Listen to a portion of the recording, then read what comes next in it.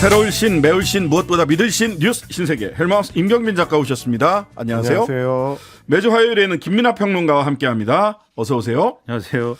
예, 조금 전 들으신 대로 10월 20일 금요일 가을 소풍 준비하고 있습니다. 일단 200분과 현장에서 약속된 만남을 하려고 합니다. 짧은 건 50원, 긴 건 100원이 드는 샵 8001번 혹은 무료인 스마트 라디오 미니, 또 유튜브 채팅창에 올라와 있는 구글 폼 링크로 들어오셔서 신청하시면 200분 뽑아서 현장 직관 자리 확보해 드리고요. 기타 필요한 물품도 제공해 드립니다.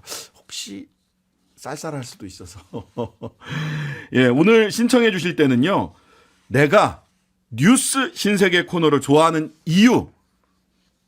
임경빈 작가가 좋아서. 매주 화요일 보는 김민하 평론가가 너무 좋아서. 예. 이런 이유를 함께 보내주시면 총 20분 뽑아서 쌀 또 보내드립니다. 이분들은 당첨 확률도 높아진다는 점 염두에 두시고요. 선물 원하시면 구글 폼보다는요. 짧은 건 50원, 긴 건 100원이 든 샵 8001번 문자로 보내주시는 거 또는 무료인 스마트 라디오 미니로 보내주시는 게 더 낫다. 이런 팁까지 알려드립니다. 자, 오늘 국정감사 첫날이었습니다. 국토교통위원회 양평고속도로 의혹. 요게 아무래도 주목을 많이 받았어요. 그렇습니다. 21대 국회의 마지막 국정감사가 오늘 막을 올렸는데 첫날 가장 주목받은 거는 이제 일명 김건희 로드 의혹 관련해 가지고 국토교통위원회였습니다. 의혹이 터진 이후에 국회에서 이제 계속해서 종점을 변경할 때 기초 자료가 됐던 비용 편익 분석 결과, 그러니까 BC 값이라고 하죠. 이거를 좀 제출을 해라라고 요청을 해왔는데 국토부에서는 아직 결과가 나오지 않았다라는 입장을 한동안 유지를 했었습니다. 그런데 국정감사가 시작되기 며칠 전인 지난 5일에 기습적으로 BC 분석 결과를 발표를 했습니다. 그 결과를 봤더니 강상면을 종점으로 하는 바뀐 노선, 그러니까 대안 노선이 기존의 양서면 종점 원안에 비해서 BC값이 0.1%포인트 높았다라는 게 국토부의 분석 결과입니다. 그리고 이 편익 차이를 만든 게 결정적으로는 이제 교통량이었는데 대안 노선의 경우는 원안보다는 사업 비용이 600억 원가량이 더 들어갑니다. 그러니까 돈이 많이 들어가는데도 불구하고 비용 편익 값이 높았던 이유는 뭐냐? 하루에 이 도로를 이용하게 되는 교통량이 6,000대가 원안에 비해서 변경안이 더 많다. 그러니까 그만큼 경제성이 높아진다라는 게 국토부의 설명이었습니다. 그랬더니 여기에 대해서 야당 의원들의 지적이 터져 나온 건데 이게 지금 계산이 맞는 거냐. 특히 야당에서도 자칭 양평고속도로 일타 강사를 칭하고 있는 원희룡 장관에 대해서 원희룡 일타 강사 역할을 하는 이소영 민주당 의원이 나섰습니다. 국정감사장에서 원장관을 질타를 했는데요. 직접 들어보시겠습니다. 장관님이 계속 말씀해 오신 게 원안 노선하고 변경 노선하고 종점이 차로 한 4분 거리, 한 7km 정도밖에 안 된다. 그래서 이 4분 거리 때문에 김건희 여사 일가가 굳이 사위 힘을 빌려서 종점을 옮겼겠느냐 이런 얘기들을 국민의힘 의원님들도 계속 해오셨었거든요. 근데 제가 지난 목요일 발표 자료를 보면서 이런 생각이 들었어요. 양서면 종점일 때 이 고속도로를 안 타던 6,000대의 차량이 고작 4분 거리로 종점이 옮겨진다고 해서 갑자기 이 고속도로를 타게 된다. 이게 납득이 가능한 얘기라고 생각하시나요? 전문적인 분석 경험을 갖고 있는 분들이 대답하는 게 좀 더 책임 있는 답변이 되리라고 생각합니다. 아이 장관님께서 이 고속도로 종점 변경에 털끝 하나 문제가 없다. 계속 직접 말씀해 오셨고 거기에 대한 문제 제기 날파리 선동이기 때문에 백지화한다고까지 직접 말씀하셨기 때문에 직접 이해하시고 판단하시고 직접 설명하시는 게 책임 있는 자세라고 생각을 합니다. 제가 전문 지식이나 이 시뮬레이션을 직접 담당하는 사람이 아니라 아니 그럼 전문 지식도 없이 왜 그 일타 강사는 왜 하셨어요? 이소영 의원 굉장히 웃으면서 계속 말씀을 하시네요. 일타 강사를 왜 했느냐라고 지적을 하면서 이소영 의원이 추가로 지적한 게 이런 부분들입니다. 그러니까 이건 이제 상식적인 어떤 질문인데요. 인구 25만 명짜리 3기 신도시를 추진할 때 교통량이 1,000대 증가하는 걸로 이제 시뮬레이션 결과가 나오고 있는데 그러니까 일일 교통량이죠. 그렇습니다. 네. 일일 교통량이. 그런데 종점을 양평고속도로 같은 경우는 강상면으로 바꾸기만 하면 6,000대 교통량이 늘어난다. 근데 양평군 전체 인구가 12만 명이다. 인구가 2배가 넘는 3기 신도시에는 일일 교통량이 1,000대가 늘어나는데 어떻게 양평군에서는 6,000대가 늘어나느냐 이게 상식적이냐 이렇게 물어봤고요. 그리고 또 한 가지 질문을 한 게 이 기존의 예타 방안 같은 경우는 서울 송파구하고 직접 연결이 되기 때문에 강남 3구의 수요를 흡수하는 걸 전제로 깔고 있습니다. 그럴 때 늘어나는 교통량이 4,000대였는데 송파구 인구만 65만 명이고 강남 3구 다 합치면 160만 명 정도 되는데 양평군의 12만 인구랑 비교하는 게 이제 가당하냐 이런 부분들을 지적을 했는데요. 역시나 원희룡 장관 같은 경우는 전문가에게 물어보라 라면서 답변을 하지 않는 방식으로 일관했습니다. 그 유튜브 그 출국하기 전에 유튜브까지 만들어서 어디 해외 일정 전에 일부러 유튜브 만들어서 일타 강사 해가지고 칠판 앞에서 막 쓰실 때 기세와는 참 다르네요. 초심을 잃은 것 같아요. 원희룡 장관이 열정이 식고 초심을 잃었는지 지금 답변도 보면은 이게 성의가 없고 지금 다소 관심이 없는 것 같아요. 이 문제에 대해서 백지화할 때의 그 열정이 없어졌다. 저는 상당히 좀 실망스럽습니다. 근데 왜 그렇게 열정이 식었을까? 그러니까요. 그 제가 볼 때는 이 BC 분석, 비용 편익 분석 결과가 남에게 좀 설명하기가 좀 껄끄러운 내용이다. 사실은 이게 그런 거 아니냐라는 좀 생각이 드는데 지금 이소영 의원이 집중적으로 문제 제기하는 게 일일 교통량이 6,000대다라는 게 무리한 추정이다라고 6,000대가 늘어난다는 거. 6,000대가 늘어난다는 게 이제 무리한 추정이다라는 걸 집중적으로 이제 공격을 하고 있는 거 아니겠습니까? 네네. 그리고 그거에 대해서는 좀 그럴 만도 해 우리가 이렇게 생각하는 거잖아요. 네. 그러니까 지금 양서면 종점에서 이제 강상면 종점으로 바꿨을 경우에 네. 이게 지금까지는 이게 모든 면에서 참 유리하고 이 모든 면에서 양평 군민들에게 모든 면에서 좋고 대한민국에도 좋고 다 좋다라고 얘기한 게 비판하는 건 다 가짜 뉴스고. 그렇죠. 예. 라고 얘기한 것에 대한 근거가 어쨌든 간에 그 근거를 만들기 위해서 BC 분석을 지금 한 건데 그 BC 분석을 한 결과를 보면은 0.1. 이 0.1포인트가 높은데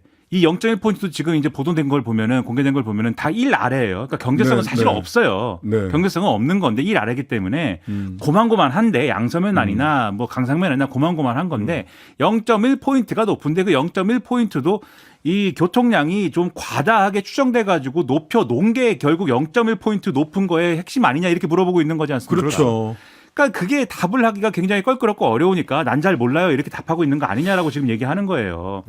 그 애초에 그러면은 제가 궁금한 건 뭐냐면 애초에 그러면은 이렇든지 저렇든지 간에 애초에 강상면 안으로 바꿨을 때 우리가 BC 분석도 해보고 여러 가지 분석을 해봤더니 이런 저런 분석을 해봤더니 이런 내용이어서 아깝지만 0.1포인트가 높아가지고 이렇게 바꿨습니다. 라고 설명을 했으면 차근차근 그 절차를 따라가지고 여기까지 왔겠죠. 그러면 원희룡 장관이 이렇게 어떤 공공한 답변을 하기가 그래도 좀 어렵지 않았을 것인데 갑자기 뭐 결과를 강상면으로 다 바꿔놓은 다음에 이 얘기를 하려니 이런 답변을 하기가 매우 어려운 거 아니겠습니까 지금. 그러니까 사실은 이제 사필 규정이다 저는 이렇게 보고 이런 답변 하지 말고 애초에 원한 대로 가서 순리대로 얘기를 푸는 게 낫지 않겠느냐. 누구라도 이렇게 생각하지 않을까 저는 그렇게 봅니다. 여기서 이제 두 가지 정도가 그 짚고 넘어가야 되는데요. 첫 번째는 이거 그 똑같은 업체에서 한 거잖아요. 그렇죠. 그 동해 기술인가 뭐 하고 강상면안이 좋다고 한 업체가 또 BC 분석을 한 거예요. 근데 이 BC 분석까지를 포함을 해서 원래 용역비를 지급하게 돼 있는데 BC 분석하기 전에 용역비는 또 100% 지급을 했어요. 이것도 첫 번째 말이 안 되고요.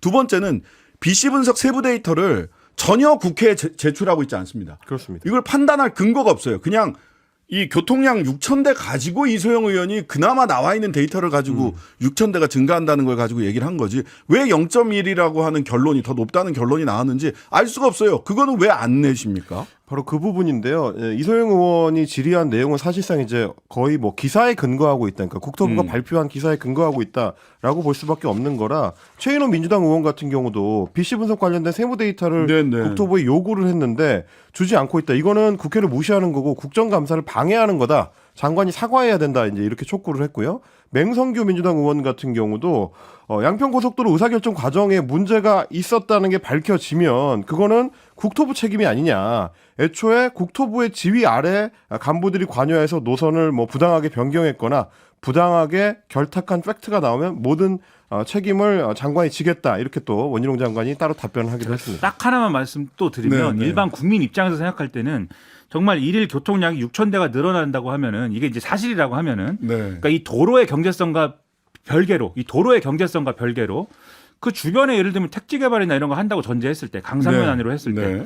상당히 쓸모 있는 땅이지 않을까요? 그러면 그렇죠. 그러면 더더욱 거기 그렇게 되는 거죠. 땅 소유한 사람들은 굉장히 지금 기분이 좋지 않을까요? 만약에 그렇다고 하면 예. 그런 점도 같이 생각을 해보자.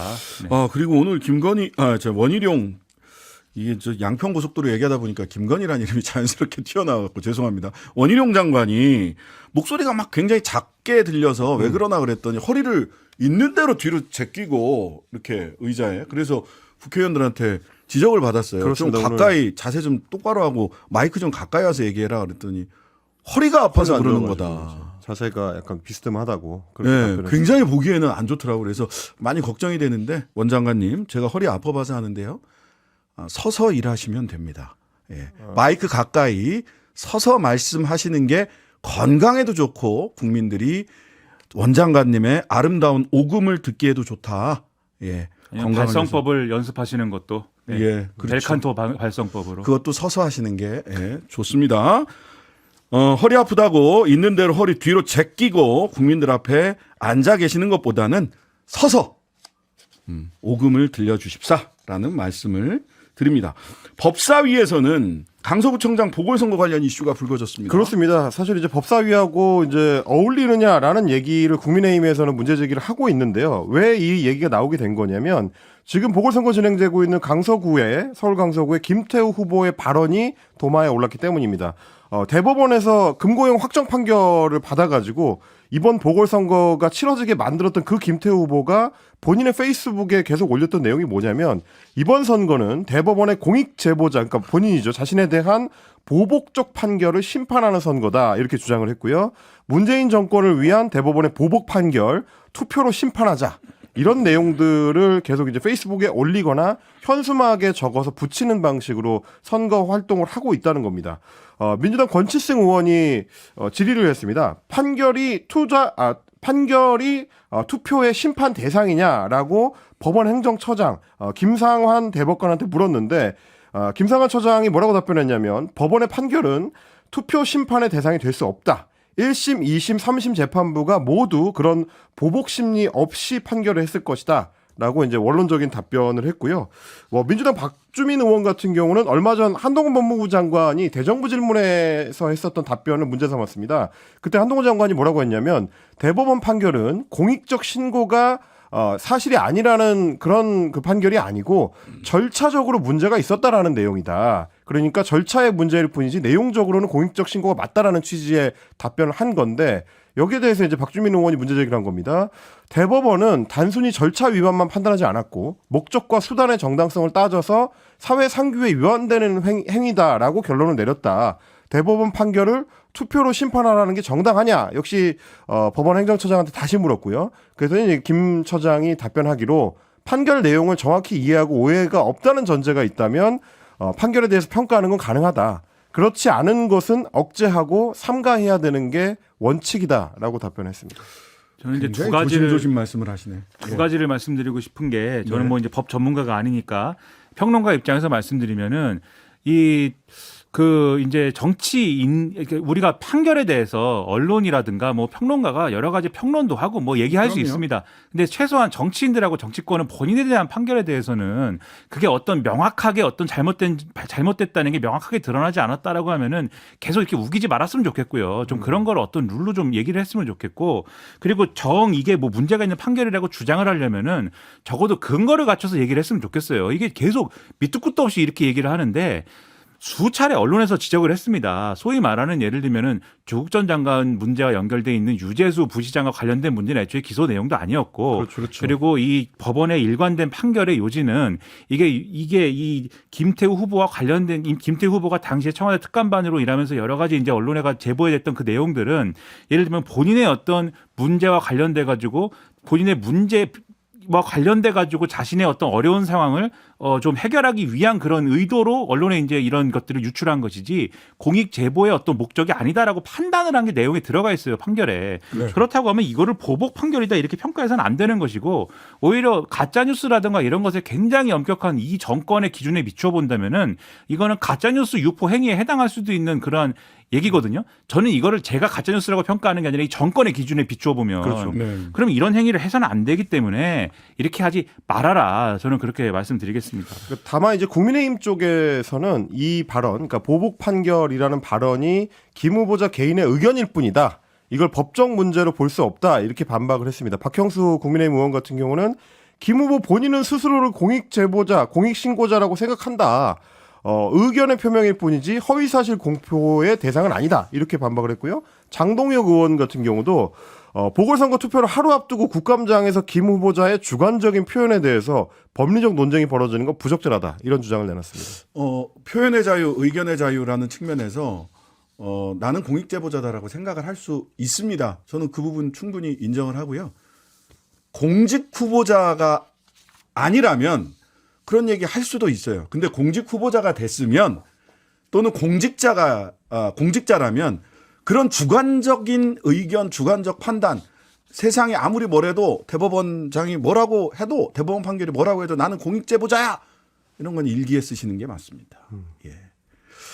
그러니까 애꿎은 지금 법원 행정처장이 이런 국감장에서 이런 얘기를 듣는 게 아닌가. 물론 장동혁 의원은 또 보선 투표를 하루 앞두고 국감장에서 김 후보의 주관적 표현에 관한 법리적 논쟁이 벌어지는 건 부적절하다 이런 얘기를 하기도 했나요? 어쨌든 김 후보자는 공익제보자다라고 더 이상 국민의힘에서도 주장하지 않는다.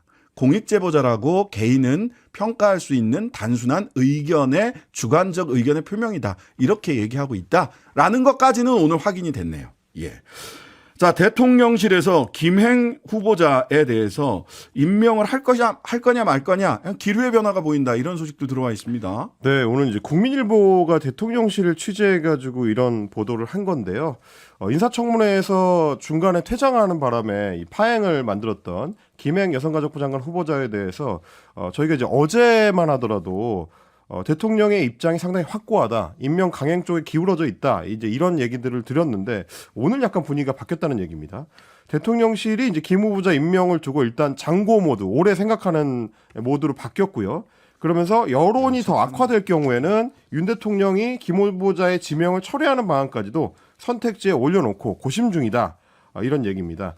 6개월 앞으로 다가온 내년 4월 총선을 의식하지 않을 수가 없는 상황이고 민심이 지금보다 더 악화되는 상황은 막아야 된다라는 게 대통령실 내부의 이제 걱정이다라는 얘기입니다. 그리고 내일 이제 실시되는 강서구청장 보궐선거의 결과가 또 임명 강행 여부의 이 중대 변수가 될 것이라는 전망도 있었습니다. 국민의 입장에서는 워낙에 좀 강서구청장 선거가 쉽지 않은 상황인데 만약에 승리하거나 상당히 선전을 할 경우에는 이 우호적인 민심을 확인한 걸로 상정하고 윤 대통령이 임명을 강행할 수 있지만 반대로 국민의힘이 큰 격차로 패배할 경우에는 상당히 좀 부담이 될 수밖에 없어서요. 그러면 대통령이 지명 철회를 고려할 수밖에 없을 것이다. 이런 전망이 이제 여권 내부에서 나옵니다. 이 때문에 윤 대통령의 정치적 부담을 덜어주기 위해서라도 김 후보자가 자진 사퇴할 가능성 이것도 배제할 수 없다라는 얘기도 있습니다. 저는 순리대로 되면 다행이라고 생각하지만 그동안 변한 변수라고는 남은 선거일 며칠 남았느냐밖에 없기 때문에 네. 선거 끝나고 그렇게 될지는 지켜볼 문제다라고 생각을 내일입니다. 합니다. 내일. 그렇죠. 예. 뉴스 신세계 지금까지 헬마우스 임경빈 작가 김민하 평론가였습니다. 감사합니다. 고맙습니다. 하루 종일 기다려지는 진짜 시사. 평일 저녁 6시 5분 신장식의 뉴스 하이킥.